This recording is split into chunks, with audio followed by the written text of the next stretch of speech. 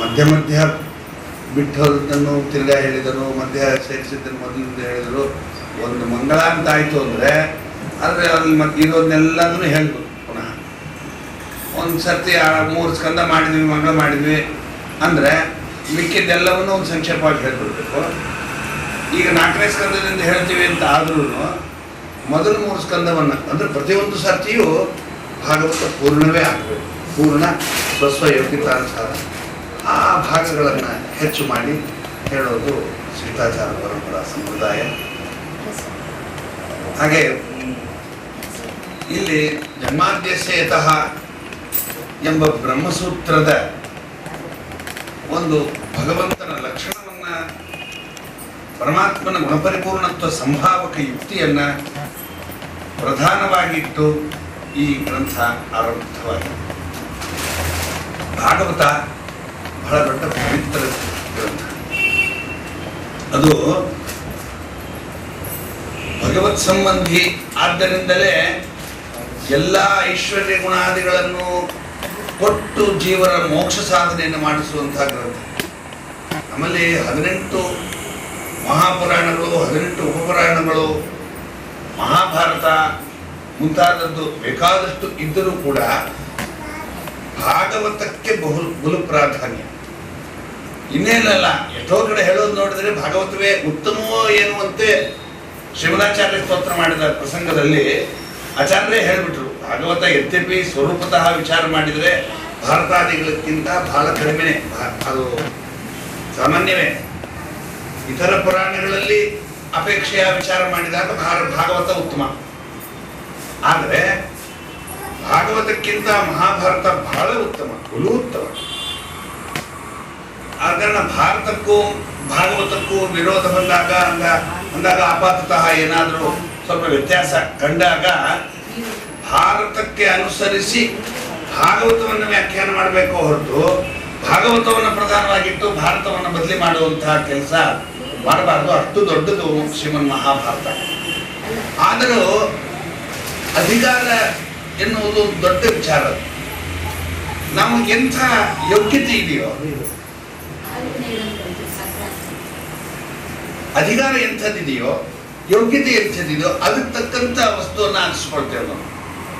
ಈಗ ಎಲ್ಲಾದರೂ ಹೋಗ್ತೇನೆ ಅಂಗಡಿಗೆ, ನಾನು ಪದಾರ್ಥ ತರಲಿಕ್ಕೆ ಹೋಗ್ತೇವೆ ಅಂತ ಇಟ್ಕೊಳ್ಬೇಕು. ಅಂತಹ ಸಂದರ್ಭದಲ್ಲಿ ನಾವು ಒಂದು ಪ್ರತಿಮಾ ತರಬೇಕು. ಒಂದು ಅಂಗಡಿಗೆ ಹೋಗ್ತೀವಿ, ಪ್ರತಿಮಾದ ಅಂಗಡಿಗೆ ದೊಡ್ಡ ಇಷ್ಟು ಪ್ರತಿಮಾ ತಂದು ಬಿಡೋದಿಲ್ಲ. ಆ ಪೂಜಾ ಪುರಸ್ಕಾರಕ್ಕೆ ದೊಡ್ಡವರಿಂದ ಕರೆಸಿ ಪ್ರತಿಷ್ಠಾ ಮೊದಲಾದ ಮಾಡಬೇಕಾದ್ರೆ ಅದು ಬಹಳ ಕಷ್ಟ. ಅದು ಸಾವಿರಾರು ರೂಪಾಯಿ ಖರ್ಚು ಬರ್ತದೆ. ನಮ್ದು ಅಷ್ಟು ಯೋಗ್ಯತೆ ಇಲ್ಲ, ದಿನ ಅಷ್ಟು ಪೂಜೆ ಮಾಡುವ ಸಾಮರ್ಥ್ಯವೂ ನಮ್ದಿಲ್ಲ. ನಮ್ಮ ತಕ್ಕಂಥ ಒಂದು ಸಣ್ಣ ಪ್ರತಿಮಾ ತರೋಣ ಅಂತ ನಾವು ಯೋಗ್ಯತಾ ಅನುಸರಿಸಿಕೊಂಡು ನಮ್ಮ ವ್ಯವಹಾರವನ್ನು ಹೇಗೆ ಮಾಡ್ತೇವೆಯೋ, ದೇವರ ಪೂಜಾದಿಗಳನ್ನೇ ದೃಷ್ಟಾಂತವಾಗಿ ತಗೊಂಡ್ರು ಕೂಡ ಇಲ್ಲಿ ಬೇಕಾದಷ್ಟು ಗ್ರಂಥಗಳು ಲೋಕದಲ್ಲಿ ಪ್ರಸಿದ್ಧಿ ಇದ್ದಾವೆ, ನಾನಾ ವಿಧ ವಿಚಾರಗಳನ್ನು ತಿಳಿಸಿಕೊಡ್ತಾವೆ. ಅದರೊಳಗೂ ಮಹಾಭಾರತ ಸರ್ವೋತ್ತಮ ಗ್ರಂಥ. ವೇದಾದಪಿ ಪರಂಚಕ್ರೆ ಮಹಾಭಾರತ ಉತ್ತಮ. ವೇದಕ್ಕಿಂತ ದೊಡ್ಡದು ಅಂತ ಯದ್ಯಪಿ ಹೌದು, ಯಾರಿಲ್ಲ.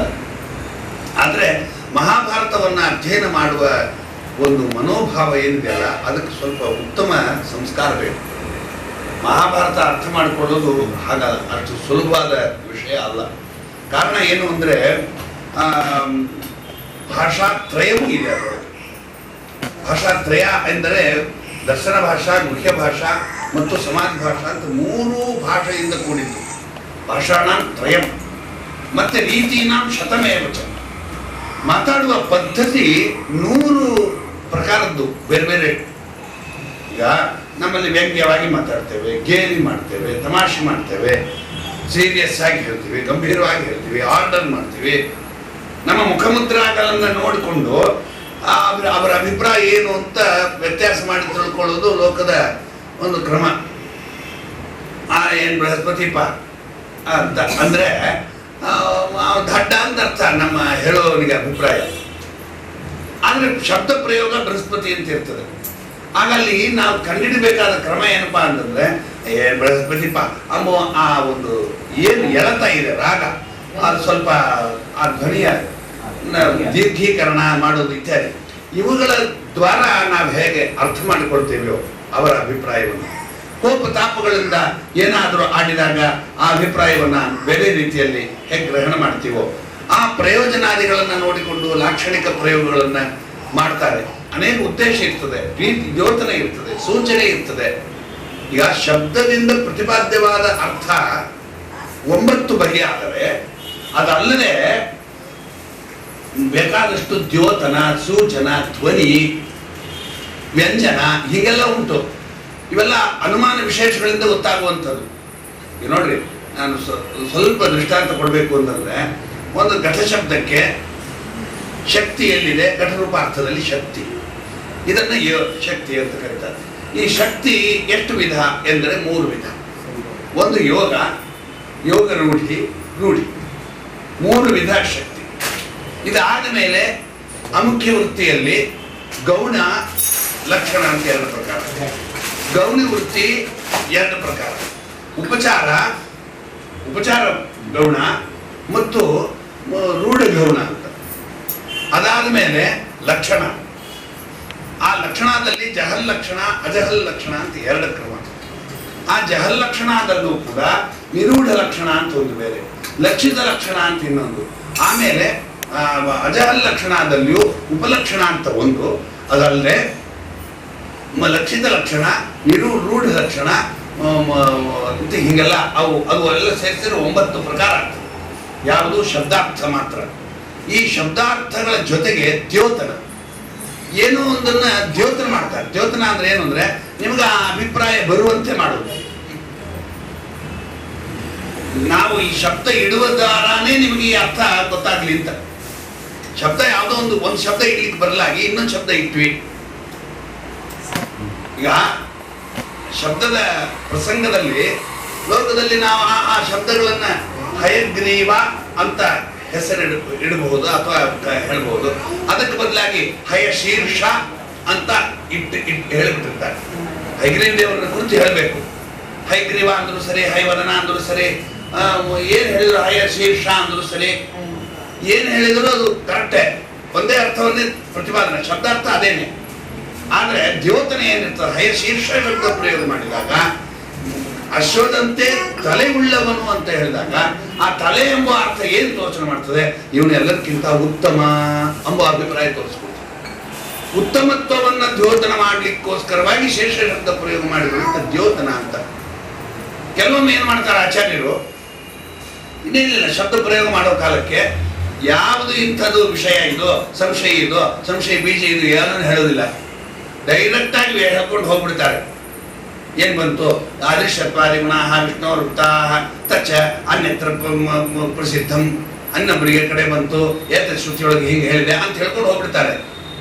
ಆದ್ರೆ ಅದರ ಉದ್ದೇಶ ಏನು, ವಿಷಯ, ಸಂಶಯ ಮತ್ತು ವಿಷಯ ವಾಕ್ಯ, ಅದರೊಳಗಿರ್ತಕ್ಕ ಸಂದೇಹದ ಬೀಜ, ಇವುಗಳನ್ನ ಆಚಾರ್ಯರು ಸೂಚನೆ ಮಾಡಿರ್ತಾರೆ. ಸುಮ್ಮನೆ ಕ್ಲೂ ಮಾತ್ರ ಕೊಟ್ಟಿರ್ತಾರೆ, ಸೂಚನೆ ಅಂದ್ರೆ ಏನೂ ಇಲ್ಲ. ಈಗ ಒಂದು ಕ್ಲೂ ಕೊಡ್ರಿ ಅಂತ ಕೇಳ್ತಾರಲ್ಲ, ಯಾವ್ದಾರೊಂದನ್ನ ಕಂಡುಹಿಡಿಯಲಿಕ್ಕೆ. ಈ ಒಟ್ಟು ಬೊಗಟುಗಳನ್ನ ಹೇಳಿದಾಗ ಒಂದು ಕ್ಲೂ ಕೊಡ್ರಿ ಅಂತಲ್ಲ, ಹಂಗೆ ಕ್ಲೂ ಕೊಡೋದೇನಿದೆಲ್ಲ ಸೂಚನೆ. ಕೆಲವೊಮ್ಮೆ ವ್ಯಂಜನ ಅಂತಂಬೋದು ಅದೊಂದು ವಿಶಿಷ್ಟ ವೃತ್ತಿ. ಮಾತಾಡೋದು ಒಂದಾಗಿರ್ತದೆ, ಶಬ್ದದ ಅಭಿಪ್ರಾಯ ಮತ್ತೊಂದಾಗಿರ್ತದೆ. ಇದೊಂದು ವ್ಯಂಜನ, ಅದನ್ನ ವೃತ್ತಿ ಅಂತಲೇ ಕೆಲವರು ಸೇರಿಸ್ತಾರೆ. ನಮ್ಮ ಆಚಾರ್ಯರು ಅದನ್ನ ಅನುಮಾನ ಅಂತ ಸೇರಿಸ್ಕೊಂಡ್ರು. ಆ ವ್ಯಂಜನ ಅಂತಂಬೋದು ಈ ಶಬ್ದದಿಂದ ಬರ್ತಕ್ಕ ಅಭಿಪ್ರಾಯ. ಈಗ ಮಿಥ್ಯಾವಾದಿನಿ ಧೂತಿ ಬಾಂಧವ ಜನಸ್ಯ ಅಜ್ಞಾತ ಪೀಡಾಗಮೇ ವಾಪಿಂ ಸ್ನಾತು ಮಿಥೋ ಗತಾಶಿನ ಪುನಃ ತಸ್ಯಾಧಮಸ್ಯ ಅಂತಿಕಂ ಅಂತ. ಒಬ್ಳು ದೂತಿಯನ್ನ ತನ್ನ ಪ್ರೇಮಿ ಹತ್ರ ಕಳಿಸಿರ್ತಾಳು. ದೂತಿಯನ್ನು ಹೋಗಿ ಮಾತಾಡ್ಕೊ, ಅವಳಿಗೆ ವಿಷಯ ತಿಳಿಸ್ಬಿಟ್ಟು ಬಾ ಅಂತ. ಅವಳು ಹೋಗಿ ತಿರುಗಿ ಬರ್ತಾಳೆ. ತಿರುಗಿ ಬಂದಾಗ ಅವಳ ಅಲಂಕಾರಗಳೆಲ್ಲ ವ್ಯತ್ಯಾಸ ಆಗಿಬಿಟ್ಟಿರ್ತದೆ. ಅವಳು ನೋಡಿ ಬೈತಾಳೆ ಇವಳನ್ನ, ಏನೇ ನೀನು ಈಗ ನಮ್ಮ ಯಜಮಾನ್ರ ಹತ್ರ ಹೋಗಿ ಮಾತಾಡ್ಕೊಂಡು ಬಾರೆ ಅಂತ ಕಳಿಸಿದ್ರೆ ಬಾವಿ ಸ್ನಾನಕ್ಕೆ ಹೋಗಿದ್ಯಾ ನೀನು, ಸ್ನಾನ ಮಾಡ್ಕೊಂಡು ಬಂದಿದ್ಯಾ ನೀನು ಅಂತ, ನೀನು ಅವನ ಹತ್ರ ಹೋಗಿ ಬಂದಿಲ್ಲ, ಅವನ ಹತ್ರ ಏನು ಹೇಳ್ಬೇಕು ಅಂತ ಹೇಳಿ ಬಂದಿಲ್ಲ ಅಂತ ಬೈತಾಳೆ. ಆ ಬೈಯೋ ಕಾಲಕ್ಕೆ ಏನು ಹೇಳ್ತಾಳೆ, ಅದರಲ್ಲಿ ಒಂದು ಸ್ವಾರಸ್ಯ ಏನಂದ್ರೆ, ವಾಪಿಂ ಸ್ನಾತು ಮಿಥೋ ಗತಾಶಿ, ಬಾವಿ ಸ್ನಾನ ಮಾಡ್ಲಿಕ್ಕೆ ಇಲ್ಲಿಂದ ಹೋಗಿದೆಯೋ ಹೊರತು ನ ಪುನಃ ತಸ್ಯ ಅಧಮಸ್ಯ ಅಂತ್ಯಾಧಿಕಂ. ಆ ಅಧಮನ ಹತ್ರ ಹೋಗಿಲ್ಲ ನೀನು. ಅಲ್ಲ, ತಮ್ಮ ಯಜಮಾನರನ್ನ ಅಧಮ ಅಂತ ಅಂದ್ಬಿಟ್ಲು. ಆಗ ಅಧಮ ಶಬ್ದ ಪ್ರಯೋಗ ಸ್ವಾರಸ್ಯದಿಂದ ಏನೊಂದು ವ್ಯಂಗ್ಯಾರ್ಥ ಏನು ಅಂದ್ರೆ, ನೀನು ಅಯೋಗ್ಯಳೇ, ನೀನು ತಪ್ಪು ಕೆಲಸ ಮಾಡಿ ಬಂದಿದ್ದೀ ಅಭಿಪ್ರಾಯ. ಅದಕ್ಕೆ ಅವನು ನಮ್ಮ ಯಜಮಾನನು ಭಾಗಿಯಾಗಿದ್ದಾನೆ ಅಂತ ತೋರಿಸಿದ್ದು ವ್ಯಂಜನ ಅಂತ ಕರೀತಾರೆ. ಇವೆಲ್ಲ ವೃತ್ತಿ ವಿಶೇಷಗಳು. ಇಷ್ಟೆಲ್ಲ ಅಭಿಪ್ರಾಯಗಳನ್ನು ತೋರಿಸುವುದಕ್ಕೆ ಈ ಧ್ವನ್ಯಾದಿಗಳ ಜೋಡಣೆ, ಆ ಕೋಪತಾಪಗಳ ಕಣ್ಣು ಹಾರಿಸೋದು, ಹುಬ್ಬು ಹಾರಿಸೋದು, ಮತ್ತೆ ಒಂದು ಕಣ್ಣು ಹೊಡೆದ್ಬಿಟ್ರೆ ಸಾಕ್ರಿ.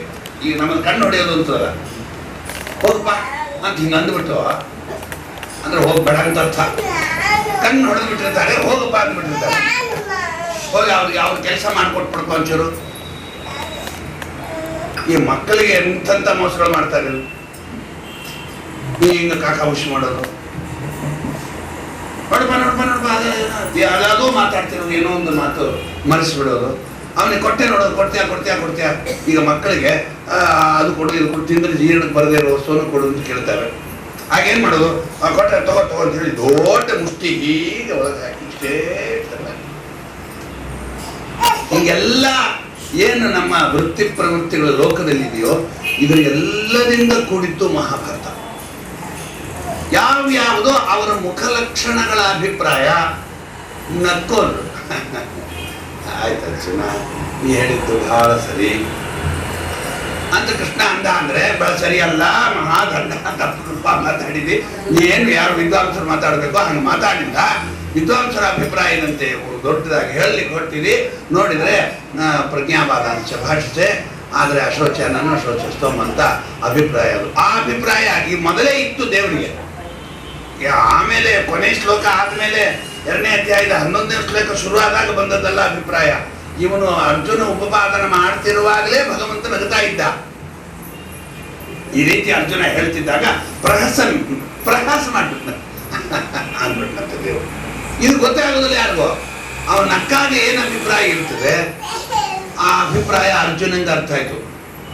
ದೇವರು ನಗ್ತಿದ್ದಾನೆ, ನನ್ನ ನೋಡಿ ಚೇಚೆ ಏನು ಉಪಯೋಗ ಇಲ್ಲಪ್ಪ ಇವ ಅನ್ನೋ ಹಂಗೆ ಭಾವನೆ ಮಾಡ್ತಿದ್ದಾನೆ. ಈಗ ನೀವು ನೋಡ್ರಿ, ನಾನು ಏನೋ ಒಂದು ವಿಷಯ ಹೇಳ್ತೀನಿ, ಕೆಲವೊಮ್ಮೆ ನನಗೆ ಕೆಟ್ಟ ಮುಖ ನೀವು ಮಾಡಿದ್ರಿ ಅಂದರೆ ಅಯ್ಯೋ ಈ ವಿಷಯ ಬೇಡ, ಮುಂದೆ ಹೋಗ್ಬೇಕು, ಬೇರೆ ವಿಷಯಕ್ಕೆ ಹೋಗ್ಬೇಕು ಅನ್ಸ್ಬಿಡ್ತದೆ. ಅದು ಕೆಲವೊಮ್ಮೆ ಕವರೇಜ್ ಪ್ರಸಂಗ ಬಂದಾಗಲೂ ಕೂಡ ಮುಖಲಕ್ಷಣ ಚೇಂಜ್ ಮಾಡಿಬಿಟ್ರಿ ಅಂದರೆ ಬೇರೆ ಮುಗಿಸ್ಬೇಕು ಹೋಗ್ಬಾರ್ದು ಸ್ಪಷ್ಟ ಆಗ್ತದೆ. ಏನು ಮಾಡಿಲ್ಲ, ನೀವು ಒಂದು ಶಬ್ದ ಆಡಿಲ್ಲ. ಆ ಶಬ್ದಗಳು ಇಲ್ಲದಿರುವಾಗ ಏನು ನಡೆದಿರ್ತದೆ ವಾದ, ಅದನ್ನ ಮಹಾಭಾರತ ಸಂಗ್ರಹ ಮಾಡಿದಾಗ ನಾವು ಕುತ್ಕೊಂಡು ಪುಸ್ತಕ ನೋಡಿದವರಿಗೆ ಹೇಗೆ ಅವೆಲ್ಲ ಅರ್ಥ ಆಗ್ಬೇಕು, ಯಾರ್ಯಾರ ಮುಖದಲ್ಲಿ ಏನೇನಿತ್ತು ಭಾವನೆಗಳು ಅಂತ.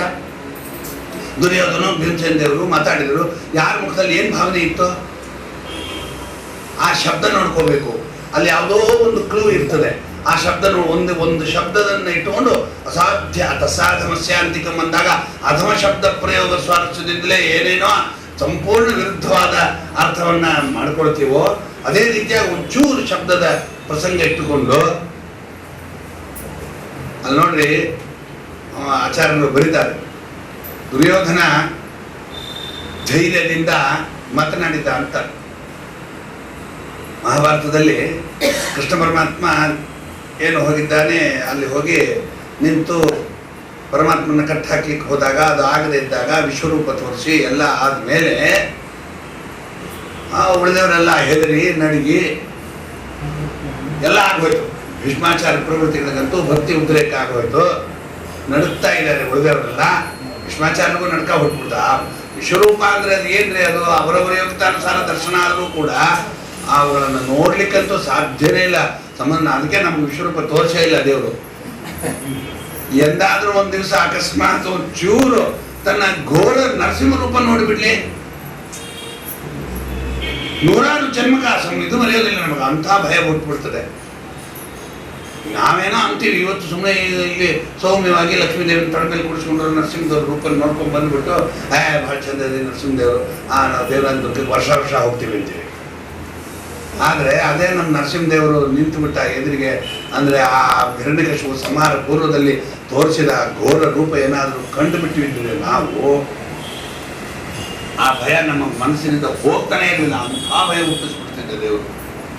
ಅವೆಲ್ಲ ಏನಾಗ್ತದೆ, ಆ ವಿಶ್ವರೂಪ ದರ್ಶನದಿಂದ ಏನದು ಅಪಾರವಾದ ರೂಪ ದೇವರು ತೋರಿಸ್ಕೊಟ್ಟ. ಆಯಿತು, ಆಗೇನಂತ ಪ್ರಸಂಗ ಬಂತು ಅಂದರೆ ಎಲ್ಲರೂ ನಡೆಗೋದ್ರು, ಕರ್ಣ ಪ್ರಮುಖರು ಎಲ್ಲ ಮೂಕಿ ಪುತ್ರರಾಗಿಬಿಟ್ರು. ದುಶಾಸನ ಅಂತೂ ಕೈಕಾಲು ಬಿಟ್ಟರು ತಮಗೆ. ಶಕುನಿ ಮುದೋತಪ್ಪ ಇನ್ನು ನಾವು ಆ ದ್ಯೂತ ಮಾಡಿದ್ದಕ್ಕೆ ಇವ್ನು ನಮ್ಮನ್ನು ಒಂದೇ ಬಿಡ್ತಾನೆ ಇವನು ಅಂತ ಹೋಗುವಂಥ ಭಾವನೆ ಹಿಂಗೆಲ್ಲ ಬಂದಿತ್ತು. ಆಗೇನಾಯಿತು, ದುರ್ಯೋಧನ ಇವ್ರನ್ನೆಲ್ಲ ಸಮಾಧಾನ ಮಾಡಲಿಕ್ಕೆ ಒಂದು ಮಾತಾಡ್ತಾನೆ. ಸಾಕು ನಿಲ್ಲಿಸೋ ಈ ಮಾಯಾ ವಿದ್ಯಾವನ್ನು. ತಾನು ನಡಿಗೆ ಹೋದ. ನಡಿಗೆ ಹೋಗಿದ್ದ ಮೇಲೂ ಅಂತಾನೆ ತನಗೆ ಧೈರ್ಯ ಇದೆ, ಧೈರ್ಯದಿಂದ ಅಲ್ಲಿ ಏನು ಶಬ್ದ ಇದೆ ಗೊತ್ತಾ, ಧೈರ್ಯದಿಂದ ದುರ್ಯೋಧನ ಉತ್ತರ ಕೊಟ್ಟ. ನಿನ್ನಂಥ 100 ಜನ ವಾಸುದೇವರು ಬಂದರು ಸರಿ, ಅರ್ಜುನನಂತಹ 1000 ಜನರು ಬಂದರು ಸರಿ, ನಾನೊಬ್ಬ ಎದುರಿಸ್ತೀನೋ, ನನಗೇನು ಭಯ ಇಲ್ಲ ಅಂತ ಗಟ್ಟಿಯಾಗಿ ಕೂಗ್ತಾನೆ. ಆಗ ನಮ್ಮ ಆಚಾರ್ಯರು ಬರೀತಾರೆ, ಅಲ್ಲಿ ಮೂಲದ ಭಾಗದಲ್ಲಿ ಧೈರ್ಯದಿಂದ ಉತ್ತರ ಕೊಟ್ಟ ಅಂತ. ಆದರೆ ನಮ್ಮ ಆಚಾರ್ಯ ಬರೀತಾರೆ, ದುರ್ಯೋಧನ ಭಯದಿಂದ ಉತ್ತರ ಕೊಟ್ಟ. ಭಯದಿಂದ ಏನು ಉತ್ತರ ಕೊಟ್ಟ ನೋಡ್ರಿ, ಅಲ್ಲಿ ವಾಸುದೇವ ಶಬ್ದ ಪ್ರಯೋಗ ಮಾಡಿದ್ದಾರೆ.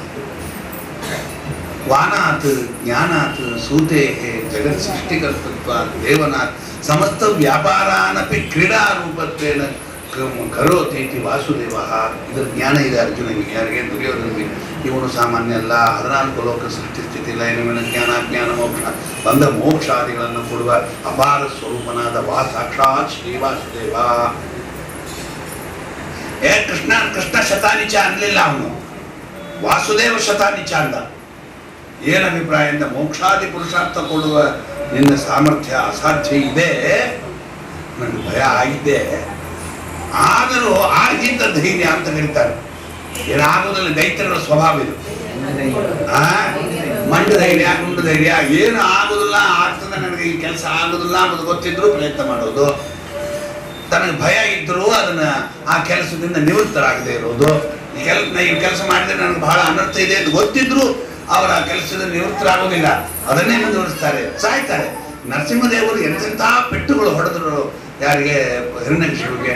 ಅವನು ಏನಾದರೂ ವಿಚಲಿತನಾದ, ತಾನು ತಿರ್ಗ ಎದ್ದು ಬಿದ್ದು ಮಾಡಿ ಎದ್ದು ಹೊಡಿಲಿಕ್ಕೆ ಬರ್ತಿದ್ನೋ ಹೊರತು ಇವಾಗ ದೊಡ್ಡ ಪೂಜೆ ನಿಂತಾನಪ್ಪ, ಇವನ ಬಲ ಸಾಮರ್ಥ್ಯ ಮುಂದೆ ನಮ್ಮ ಎದುರಿಗೆ ಏನಾಗ್ತದೆ ಅಂತ ನಮಸ್ಕಾರ ಹಾಕೋ ಬುದ್ಧಿ ಬರಲೇ ಇಲ್ಲ ಅವ್ರಿಗೆ. ಆದ ಕಾರಣ ಇಂಥವೆಲ್ಲ ನೋಡ್ಕೊಳ್ಬೇಕು. ಯಾರ್ಯಾರ ಅಭಿಪ್ರಾಯ ಏನಿತ್ತು, ಅವರ ಮಾತಿನ ಶಬ್ದ, ಒಂದೇ ಒಂದು ಶಬ್ದ ಉತ್ತಮ ಶಬ್ದ ಆಡಿಬಿಟ್ರು, ಆ ಶಬ್ದದ ಅನುಸಾರವಾದ ಅರ್ಥ ವ್ಯತ್ಯಾಸಗಳು ಇದ್ದಾವೆ ಎಂಬುದನ್ನು ಅರಿಯಬೇಕು. ಆದ ಕಾರಣ ಮಹಾಭಾರತ ವಿಶಿಷ್ಟಾಧಿಕಾರಿಕ. ಅದು ಮಹಾಭಾರತದ ಅಭಿಪ್ರಾಯವನ್ನು ಶ್ರೀಮದಾಚಾರ್ಯ ಹೇಳ್ತಾರೆ, ಬ್ರಹ್ಮಾದಯೋಪಿ ನ ಜಾನಂತಿ. ಬ್ರಹ್ಮಾದಿಗಳು ತಿಳಿದಿಲ್ಲ ಇದನ್ನು ಮಹಾಭಾರತದ ಅಭಿಪ್ರಾಯವನ್ನು. ಆಗ ನಮ್ಮ ಶ್ರೀಮದ್ ಟೀಕಾಕೃತ್ಪಾದರು ಬರೆದರು, ಬ್ರಹ್ಮ ಬೃಹಸ್ಪತಿ. ಚತುರ್ಮುಖ ಬ್ರಹ್ಮದೇವರಿಗೆ ತಿಳಿದಿಲ್ಲ ಅಂತ ತಿಳ್ಕೊಬೇಡ್ರಿ, ಬೃಹಸ್ಪತ್ಯಾಚಾರ್ಯಗಿಂತ ಕೆಳಗಡೆ ತಿಳ್ಕೊಂಡ್ರೆ ಅವ್ರಿಗೆ ಯಾರಿಗೂ ಅರ್ಥ ಆಗಿಲ್ಲ, ಸರಿಯಾಗಿಲ್ಲ. ಇಂದ್ರಾದಿಗಳು ಶ್ರಮ ಪಡ್ತಾರೆ, ಬೃಹಸ್ಪತ್ಯಾಚಾರ್ಯಗಳಿಗಂತೂ ಅರ್ಥನೇ ಆಗಿಲ್ಲ. ಅದು ಇನ್ನು ಅವರಿಗೆ ಅರ್ಥ ಆಗದೆ ಇದ್ದದ್ದು ನಮ್ಮಂಥವರು. ಇವತ್ತು ಮಹಾಭಾರತದ ಬಗ್ಗೆ ಎಷ್ಟೊಂದು ಜನ ಕಾಮೆಂಟ್ರಿ ಬರೀತಾರೆ, ಎಲ್ಲ ಮೂಲ ಜ್ಞಾನ ಏನು ಇಲ್ಲದೆ ಹಾಗೆ ಸ್ವೇಚ್ಛಾದಿಂದ ತಮಗಿರ್ತಕ್ಕ ಅಲ್ಪ ವಿತ್ಪತ್ತಿಯಿಂದ ಮಾಡುವ ದುರ್ವ್ಯಸನ ಅಷ್ಟೇ. ಅಂಥ ಕಠಿಣ ತರವಾದದ್ದು ಮಹಾಭಾರತ, ಸರ್ವಾಧಿಕಾರಿಕ. ಬ್ರಹ್ಮದೇವರಿಂದ ಆರಂಭ ಮಾಡಿಕೊಂಡು ಸಾಮಾನ್ಯರ ಸ್ತ್ರೀ ಪರ್ಯಂತರವಾಗಿಯೂ ಅಧ್ಯಯವಾದರೂ ಯೋಗ್ಯತಾನುಸಾರ ಮಾತ್ರ ಅರ್ಥ ಆಗ್ತಕ್ಕಂಥ ಮಹಾಗ್ರಂಥ ಮಹಾಭಾರತ. ಆದರೆ ನಮ್ಮ ಶ್ರೀಮದ್ ಭಾಗವತ ಹೀಗಿಲ್ಲ. ಇದರೊಳಗೆ ಬಹುಭಾಗ ಹೇಗಿದೆ ಅಂದರೆ ಸಮಾಧಿ ಭಾಷೆ, ಸ್ಪಷ್ಟವಾಗಿ ನಿಮಗೆ ಅರ್ಥವಾಗುವಂತೆಯೇ ತಿಳಿಸಿಕೊಡೋದ್ರಲ್ಲಿ ಏನು ಹೇಳಬೇಕು ಅಂತ ಅಭಿಪ್ರಾಯವಿದೆಯೋ ಅದನ್ನು ಸ್ಪಷ್ಟವಾಗಿ ಹೇಳ್ಬಿಡ್ತಾರೆ. ಎಲ್ಲೋ ಒಂದೊಂದು ಕಡೆ ಮಾತ್ರ ಸ್ವಲ್ಪ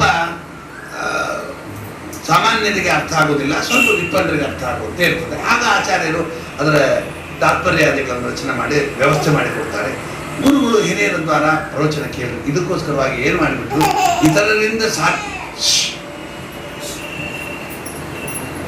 ಇತರರಿಂದ ಸಾಧ್ಯವಿಲ್ಲದೆ ಇರುವಂತಹ ಒಂದು ಕಾರ್ಯವನ್ನು ಭಾಗವತ ಮಾಡ್ತದೆ ಎಂಬ ಅಭಿಪ್ರಾಯದಿಂದಲೇ ನಮ್ಮಲ್ಲಿ ಏನು ಮಾಡಿದರು, ಏನು ಓದ್ರಿ ಬಿಡ್ರಿಪ್ಪ, ಭಾಗವತ ಅಧ್ಯಯನ ಮಾಡ್ತಾ ಇದ್ದು ಬಿಡ್ರಿ, ವರ್ಷದಲ್ಲಿ ಏನಾದರೂ ಒಂದು 3-4 ಸಾರ್ತಿ ಒಂದು ನಿಮಿತ್ತ ಇಟ್ಕೊಳ್ರಿ, ಭಾಗವತವನ್ನು ಅಭ್ಯಾಸ ಮಾಡ್ರಿ, ಕೇಳ್ರಿ ಪ್ರವಚನವನ್ನು, ಕೇಳಿದ್ದನ್ನೇ ಕೇಳ್ರಿ, ಸತ್ತಾಕ್ರಮದಲ್ಲಿ ಕೇಳ್ರಿ, ಪುರಾಷ್ಟ್ರಪತಿ ಕ್ರಮದಲ್ಲಿ ಕೇಳ್ರಿ, ಇನ್ನು ನೀವು ಯಾವ್ಯಾವ ಕ್ರಮದ ಸಾಧ್ಯನೋ ಒಂದೊಂದೇ ಸ್ಕಂದಗಳನ್ನು ಕೇಳ್ರಿ, ಹೇಗೆ ಸಾಧ್ಯವೋ ಆ ತತ್ವದ ವ್ಯವಸ್ಥೆಯನ್ನು ಮಾಡಿಕೊಡ್ರಿ ಎಂಬುದನ್ನು ಮಾಡಿಕೊಟ್ಟಂತಹ ನಮ್ಮ ಶಿಷ್ಟಾಚಾರ ಪರಂಪರೆಯಿಂದ ಪ್ರಾಪ್ತವಾದಂತಹ ಪರಮ ಪವಿತ್ರತರ ಗ್ರಂಥ ಶ್ರೀಮದ್ ಭಾಗವತ. ಈ ಶ್ರೀಮದ್ ಭಾಗವತದ ನಾಮೋಚ್ಚಾರಣೆ ಸಹಿತ ನಮ್ಮನ್ನು ಜನ್ಮಾಂತರದ ಪಾಪವನ್ನು ಕಳೆದು ಪವಿತ್ರಗೊಳಿಸ್ತಕ್ಕಂತಹ ಗ್ರಂಥ, ಪರಮ ಮಂಗಳ ಗ್ರಂಥ.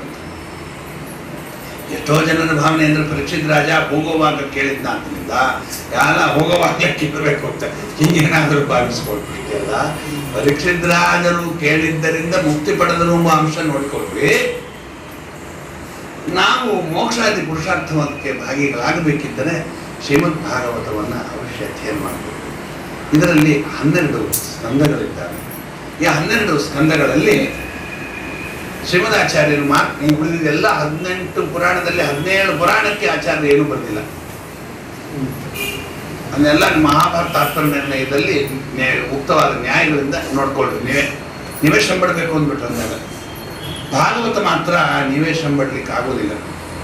ಅದನ್ನು ನೀವು ಅರ್ಥ ಮಾಡ್ಕೊಳ್ಳೋದು ಸರಿಯಾಗಿ ಮಾಡ್ಕೊಳ್ಳೇಬೇಕಾಗ್ತದೆ.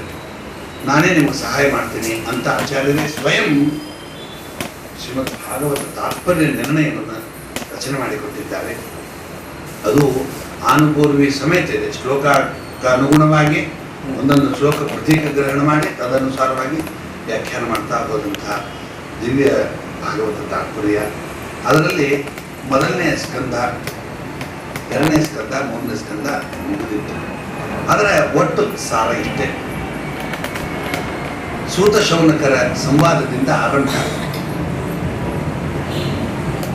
ಭಗವಂತ ಅನಂತ ಗುಣ ಪರಿಪೂರ್ಣ, ಇದನ್ನು ಹೇಳೋದೇ ಮೊದಲನೇ ತಾತ್ಪರ್ಯ. ಯಾವುದೇ ಗ್ರಂಥಕ್ಕೆ ಮತ್ತೇನು ಉದ್ದೇಶ ಇರೋದಿಲ್ಲ, ಭಗವಂತನ ಪ್ರತಿಪಾದನೆ. ಭಗವತ್ ಪ್ರತಿಪಾದನೆ ಹೇಗಿರಬೇಕು, ಪರಮಾತ್ಮನನ್ನ ಅನಂತ ಗುಣ ಪರಿಪೂರ್ಣ ಅಂತ ಹೇಳುವುದರಲ್ಲಿ ಮುಖ್ಯ ತಾತ್ಪರ್ಯ ನಿರ್ದೋಷ. 2 ಅಂಶ, ನಿರ್ದೋಷತ್ವ, ಅನಂತ ಗುಣ ಪರಿಪೂರ್ಣ. ಈ 2 ಅಂಶವನ್ನು ನೀವು ಸ್ಮರಣೆ ಮಾಡ್ತಾ ಇರಲಿಕ್ಕೋಸ್ಕರವಾಗಿ ಎಲ್ಲ ಗ್ರಂಥಗಳು ಆ ಅನಂತ ಗುಣ ಪರಿಪೂರ್ಣತ್ವವನ್ನು ಬಗೆಬಗೆಯಾಗಿ ಉಪಪಾದನೆ ಮಾಡ್ತಾರೆ. ಕೃಷ್ಣ ಪರಮಾತ್ಮ ಅವತಾರ ಮಾಡಿದ ಗೋವರ್ಧನಾದಿಗಳನ್ನು ಎತ್ತಿದ ಎಂಬುದನ್ನು ಕಥೆ ಹೇಳಿದರು. ಅನಂತ ಗುಣ ಪರಿಪೂರ್ಣತ್ವವನ್ನು ಸ್ಥಾಪನೆ ಮಾಡೋದರಲ್ಲೇ ತಾತ್ಪರ್ಯ ಇರ್ತದೆ. ಹಾಗೆ ಅನಂತ ಗುಣ ಪರಿಪೂರ್ಣನಾದ ಭಗವಂತನ ಮಹಿಮಾ ಈ ಶ್ರೀಮದ್ ಭಾಗವತದಲ್ಲಿ ಪ್ರತಿಪಾದಿತವಾಗಿದೆ.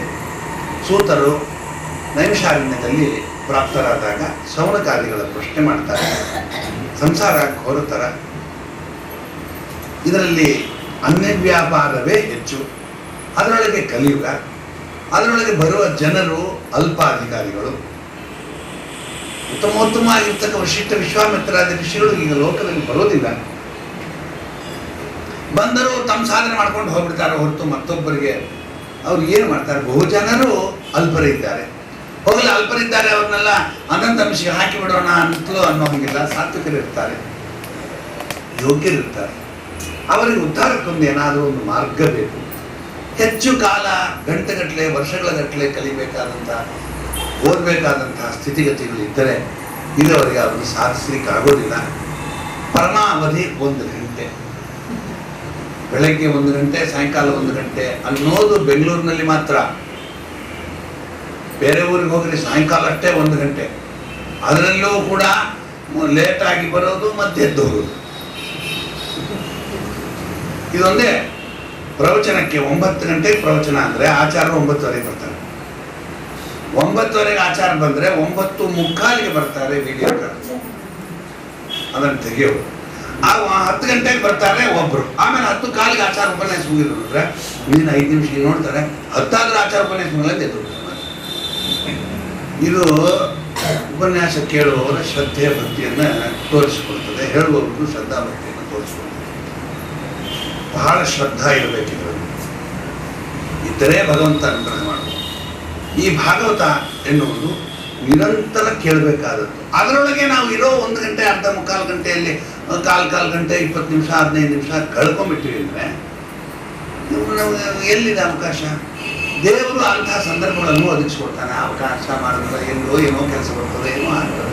ಉಪದ್ರವಗಳು ಮಂದಾಹ ಮಂದಭಾಗ್ಯ ಉಪದ್ರುತಾ ಪ್ರಾಯಣ ಅಲ್ಪಾಯುಷೋ ಮರ್ತ್ಯ.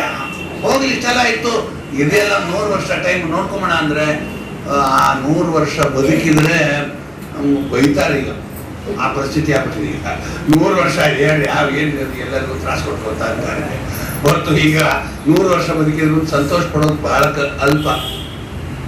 ಎಲ್ರಿ ಸಾಧ್ಯ ಇದೆ? 100 ವರ್ಷವೂ ಗಟ್ಟಿಮುಟ್ಟಿಯಾಗಿರೋದು ತುಂಬ ಕಷ್ಟ.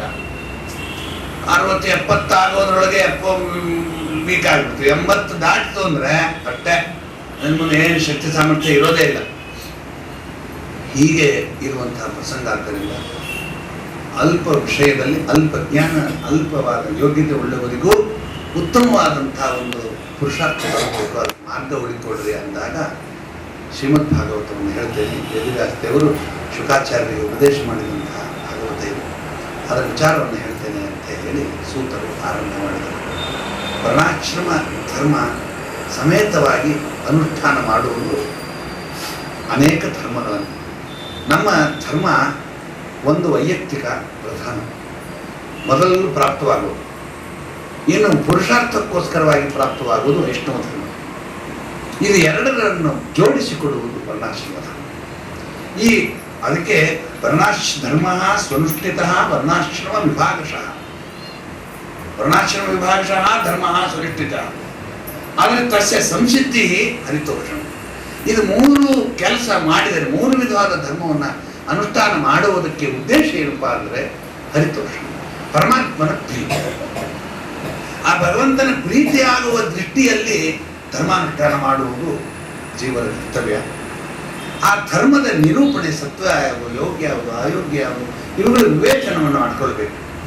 ಅದರೊಳಗೆ ವರ್ಣಾಶ್ರಮ ಧರ್ಮಕ್ಕೆ ನಾನೇನು ವಿಚಾರವನ್ನು ಹೇಳುವ ಕಾರಣ ಇಲ್ಲ. ಭಾಗವತದಲ್ಲಿ ವರ್ಣಾಶ್ರಮ ಧರ್ಮದ ವಿಷಯ ಬಹಳ ಏನು ಹೇಳಿಲ್ಲ, ಸ್ವಲ್ಪ ಹೇಳಿದ್ದಾರೆ. ನೀವು ಬೇರೆ ಬೇರೆ ಗ್ರಂಥಗಳಲ್ಲಿ, ಬೇರೆ ಬೇರೆ ಪುರಾಣಗಳಲ್ಲಿ ವರ್ಣಾಶ್ರಮ ಧರ್ಮ ಅಂದ್ರೆ ಏನು ಅಂತ ಹೇಳಿದ್ದಾರೆ. ಬ್ರಹ್ಮಚರ್ಯ ಆಗಿರಬೇಕು, ಇಲ್ಲೂ ಹೇಳಿದ್ದಾರೆ. ವಿಶೇಷ ಬೇರೆ ಕಡೆ ಹೇಳಿದ್ದಾರೆ, ಅಲ್ಲಿ ನೋಡ್ಕೊಳ್ರಿ. ಇನ್ನು ವೈಯಕ್ತಿಕ ಧರ್ಮಗಳು ಲೋಕನ್ಯಾಯಗಳಿಂದಲೇ ನಿಮಗೆ ತಿಳಿದು ಹೋಗ್ತಾರೆ. ತಂದೆಯಾಗಿದ್ದವನು ತನ್ನ ಮಗಳಿಗೆ ಕಾಲಕ್ಕೆ ಮದುವೆ ಮಾಡಬೇಕು ಎಂಬುದು ವೈಯಕ್ತಿಕ ಧರ್ಮ. ಇದಕ್ಕೆ ಶಾಸ್ತ್ರದ ವಿಧಿ ಬೇಕಾಗಿಲ್ಲ. ನನ್ನ ಮಗಳಿಗೆ ಮದುವೆ ಮಾಡಲೋ ಬೇಡವೋ ಆಚಾರ್ಯ, ಒಂಚೂರು ಧರ್ಮಶಾಸ್ತ್ರ ನೋಡಿ ಹೇಳ್ರಿ ಅಂದರೆ ಅವಶ್ಯಕತೆ ಇಲ್ಲ. ಅದು ನಿಮ್ಮ ಲೋಕನ್ಯಾಯದಿಂದ ಒಬ್ಬರನ್ನೊಬ್ಬರು ಕೇಳಿಕೊಂಡು ಪುತ್ರನ ವಂತನಾಗಿದ್ದ ಮಗನನ್ನು ಓದಿಸ್ಬೇಕು, ತಂದೆಯ ಕರ್ತವ್ಯ ತಾನಾಗಿ ಗೊತ್ತಾಗ್ತದೆ. ಹೆಂಡತಿ ಮಕ್ಕಳ ಸಂರಕ್ಷಣೆ ಅದು ಸ್ವಯಂ ಮಾಡಬೇಕು. ಸಾಧ್ವಿಯಾಗಿರ್ತಕ್ಕ ಹೆಂಡತಿಯನ್ನು ಪೋಷಣೆ ಮಾಡಬೇಕು, ಅವಳಿಗೆ ಏನು ಬೇಕು ಕೊಡಬೇಕು, ಅತಿಥಿ ಅಭ್ಯಾಗದ ಪೂಜಾ ಮುಂತಾದ ಇವೆಲ್ಲ ಏನಾಗ್ತದೆ ವೈಯಕ್ತಿಕವಾಗಿ ಆ ಕಾಲದಲ್ಲಿ ಪ್ರಾಪ್ತವಾಗುವ ಧರ್ಮ. ಯಾರೋ ಒಬ್ಬರು ನಾವು ದಾರಿಯಲ್ಲಿ ಹೋಗ್ತಿದ್ವಿ, ಅಲ್ಲಿ ಒಬ್ಬರಿಗೆ ಏನೋ ಒಂದು ತೊಂದರೆ ಆಗಿ ಕೆಳಗೆ ಬಿದ್ದರು. ಆಗ ನಾನು ಅಸ್ಯ ಸ್ಪರ್ಶ ಮಯ ಕರ್ತವ್ಯವ ನಮ ಧರ್ಮಶಾಸ್ತ್ರ ಪುಸ್ತಕ ಧರ್ಮಸಿದ್ಧೊಳಗೆ ಏನು ಹೇಳಿದೆ ಅಂತ ಕೇಳಿದರೆ ಅದು ಆಗ್ತದ. ಆ ತಕ್ಷಣ ವ್ಯಕ್ತಿಶಃ ತಮ್ಮ ಕರ್ತವ್ಯ, ಮನುಷ್ಯ ಪಾಪ ಇನ್ನೊಬ್ಬನಿಗೆ ತೊಂದರೆ ಆಗಿದೆ, ಹಿಂಸೆಯಾಗಿದೆ, ಆ ಹಿಂಸೆಯನ್ನು ಪರಿಹಾರ ಮಾಡುವ ಪ್ರಯತ್ನ ಮಾಡಬೇಕು. ಎಲ್ಲ ವ್ಯಕ್ತಿಶಃ ಪರಿಹಾರವಾಗುವ ಧರ್ಮ ವಿಶೇಷಗಳು. ಇದು ತಾವಾಗಿ ಮಾಡಿಕೊಡ್ರಿ. ವರ್ಣಾಶ್ರಮ ಧರ್ಮ ನೋಡ್ಕೊಡ್ರಿ. ನಿಮ್ಮ ಸ್ವಧರ್ಮವನ್ನು ನಿಶ್ಚಯ ಮಾಡಿಕೊಡ್ರಿ, ವ್ಯವಸ್ಥೆ ಮಾಡ್ಕೊಂಡು ನಡೆಸ್ಕೊಡ್ರಿ. ಇನ್ನು ಉಳಿದಿದ್ದು ಭಾಗವತ ಧರ್ಮ, ವೈಷ್ಣವ ಧರ್ಮ. ಆ ವೈಷ್ಣವ ಧರ್ಮ ಅಂದರೆ ಏನು, ಹೇಗೆ ವಿಷ್ಣು ಭಕ್ತಿ ಮಾಡಬೇಕು, ಅದಕ್ಕೊಂದು ಬಗೆ ಇದೆ. ವಿಷ್ಣುವನ್ನು ಹೆಂಗೆ ಭಕ್ತಿ ಮಾಡಿದರೆ ಪರಮಾತ್ಮ ಪ್ರೀತನಾಗೋದಿಲ್ಲ. ಭಕ್ತಿ ಆಗಿರ್ತದೆ, ಅದು ವಿಷ್ಣು ಭಕ್ತಿನೇ ಆಗಿರ್ತದೆ, ಆ ಭಗವಂತನ ಅಪ್ರೀತಿನೂ ಆಗಿಬಿಟ್ಟಿರ್ತದೆ.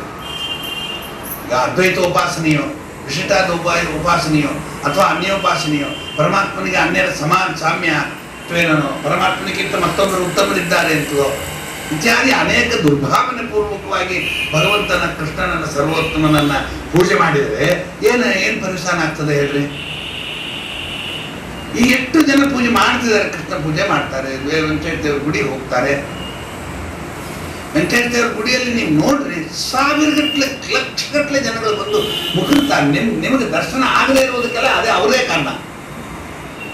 ಏನ್ ದಬ್ಬೋದೇನು, ಹಿಂದಿಂದ ದಬ್ಬಿಡೋರು ಅವರೇ ಬಹಳ ದಬ್ತಾರೆ. ಹಾಕೊಂಡು ಯಾರಾದ್ರೂ ದುರ್ಬಲ ವ್ಯಕ್ತಿ ಮತ್ತೆ ಸಿಕ್ಕೊಂಡ ಅಂದ್ರೆ ಹಾಕೊಂಡು ತುಳಿದೇ ಬಿಡ್ತಾನೆ. ಇದೆಲ್ಲ ಭಕ್ತಿ ಉದ್ರೇಕನ. ದೇವರ ದರ್ಶನ ಅಂಬೋದು ಇವರಿಗೆ ಅಷ್ಟು ಅಪೇಕ್ಷಿತವ. ಆದರೆ ನಾವು ಒಮ್ಮೆ ಹೋದಾಗ ಸ್ಪಷ್ಟ ಅನುಭವಕ್ಕೆ ಬಂತು. ನಮ್ಮಲ್ಲಿ ಎಷ್ಟೋ ಜನ ನಾವು ಮಾತಾಡ್ಕೊಳ್ತಿದ್ವಿ, ವೆಂಕಟೇಶ್ವರ ದೇವರ ದರ್ಶನಕ್ಕೆ ಬರುವಂತಹ ದೊಡ್ಡ ಭಕ್ತರು ಇದ್ದಾರೆ, ಎಷ್ಟು ಜನ ಭಕ್ತರು ಪಾತ್ರ ನಿನಗೆ ಅಂತ. ಆದರೆ ಒಂದು ಆವೃತ್ತಿ ನಮಗೆ ಅದು ಮನಸ್ಸಿಗೆ ಅನಿಸಿತು, ಇಷ್ಟೂ ಜನ ಭಕ್ತರು ಅಲ್ಲ ಇವರೆಲ್ಲ. ಭಕ್ತಿ ಬರಬೇಕಾದ ಕ್ರಮನೇ ಬೇರೆ. ಇದು ಯಾವುದೋ ಒಂದು ನಾಟಕಕ್ಕೋ ಅಥವಾ ಯಾವುದೋ ಒಂದು ವ್ಯಸನಕ್ಕೋ ಬಂದಿದ್ದಾರೆ ಇವರು ಅಷ್ಟೇನೆ. ಹೇಗೆ ಅಲ್ಲಿ ಕ್ಯೂನಲ್ಲಿ ನಿಂತಾಗ ಸಾವಿರಾರು ಜನ ನಿಂತಿದ್ರು, ಅವರು ಪಕ್ಕದಲ್ಲಿ ನಿಂತಿದ್ರು, ಇವರು ನಿಂತಿದ್ದಾರೆ, ನಾವು ನಿಂತಿದ್ವಿ, ಎಲ್ಲ ನಿಂತಿದ್ವಿ. ಆಗ ಒಬ್ಬಳು ಇನ್ನೊಬ್ಬಳಿಗೆ ಕೊಡ್ತಾರೆ, ಏನು ಭಗವಾನ್ ಕಲ್ಕಿ ಅಮ್ಮನವರು, ಅವರಿಬ್ಬರು ಫೋಟೋ ಅದನ್ನ ಹಂಚುತ್ತಾಳೆ ಅಲ್ಲಿರೋರಿಗೆಲ್ಲ. ನೋಡ್ರಿ, ಅವಳು ಇನ್ನೊಬ್ಳು ಕಣ್ಣಿಗೆ ಹೊತ್ತಿಟ್ಕೊಳ್ತಾಳೆ ಅದನ್ನ. ಇವರು ಏನ್ ಬೇಕೋ ಎಲ್ಲ ಸಿಗ್ತದೆ ಅಲ್ಲಿ. ಒಂದು ದರ್ಶನಕ್ಕೆ ಬರೀ 5,000 ರೂಪಾಯಿ ಮಾತ್ರ. ಇವರು ಎಲ್ಲಾ ಭೀಷ್ಟ ಸಿಗ್ತದೆ ಬರಲಿ ಅಂತ ಅವಳು ಕರೀತಿದ್ದಾಳೆ. ಆ ಮೈಯೆಲ್ಲ ನೋಡಿದ್ರೆ ಅದೆಲ್ಲ ಡಾಲರು ಪಾಲರು ಏನೇನೋ ಹಾಕೊಂಡು ಬಂದು ಗೋವಿಂದ ಗೋವಿಂದ ಅಂತಾರೆ ದೇವರಿಗೆ. ಮಾಡೋದು ದುರ್ವ್ಯಾಪಾರ. ಯಾರನ್ನು ಕುರಿತು ಏನ್ ತಿಳ್ಕೊಂಡಿದ್ದೀವಿ? ವೆಂಕಟೇಶ ದೇವರು ಯಾರು? ವೆಂಕಟಾದ್ರಿ ಸಂಸ್ಥಾನ ಬ್ರಹ್ಮಾಂಡೇ ನಾಸ್ತಿ ಕಿಂಚನ, ವೆಂಕಟೇಶ ಸಮೋದೇವರು ನಭೂತೋ ನಭವಿಷ್ಯತೆ. ಸರ್ವೋತ್ತಮನಾದ ಸರ್ವತಂತ್ರ ಸ್ವತಂತ್ರನಾದ ಅನಂತಗುಣ ಬ್ರಹ್ಮಾಂಡದ ಸರ್ವತ್ರ ವ್ಯಾಪ್ತನಾದ ಪರಮಾತ್ಮ ಎಲ್ಲಿ?